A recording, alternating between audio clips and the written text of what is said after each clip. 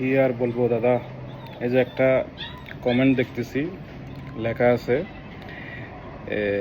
জিম্বাবুকে হারাতে হলে নির্বাচিত সরকারের বিকল্প নেই। এই রে আল্লাহ, কি সুন্দর সুন্দর মজার কমেন্ট। বাংলাদেশের জন্ম না নিলে এরকম বিনোদন থেকে মিস করতাম অনেক। তো আসলে কথাটা কিন্তু এক রকমের ভালোই, কারণ এই যে এদের বছরে বছরে বেতন বাড়তেছে, শান্তর এখন 8 লাখ টাকা হয়ে গেল, কিন্তু 8 টাকা দামেরও খেলা এগাইতে পারে নাই। আরো জনে কমেন্ট করছে, লজ্জা শরম বলতে কিছু নেই, আজীবন এদের জন্য বাংলাদেশি টিমকে বন্ধ করে দেওয়া হোক। আসলে ক্রিকেট বাংলাদেশে না রাখাই ভালো।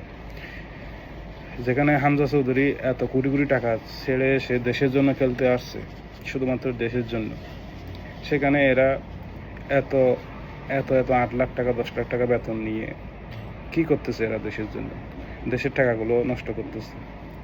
তারপরে আরেকজন 20 বছরের অভিজ্ঞতা, মুশফিকুর রহিম 20 বছরের অভিজ্ঞতা, কিন্তু 20 রানও করতে পারে নাই। এটা কোনো কথা?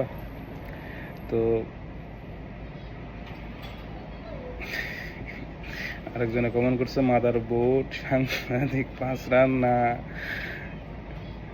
রান না রান করাই পোস্ট দেয়, শরম করে না। বাকিটা উচ্চারণ করলাম না, কারণ ফেসবুকের মানা আছে। তো